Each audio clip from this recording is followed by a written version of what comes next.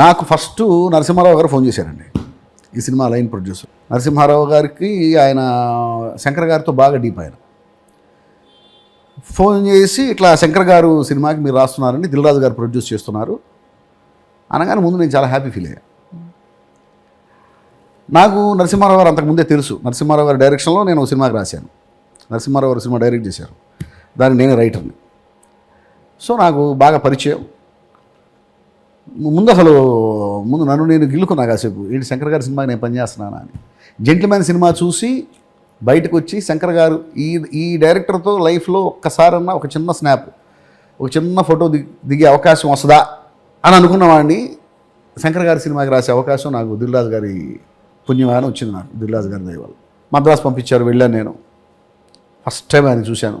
ఆయన కలిసే ముందు రకరకాల డౌట్స్, ఎలా ఉంటాడు ఆయన బిహేవియర్ ఎలా ఉంటుంది. Is a legendary director.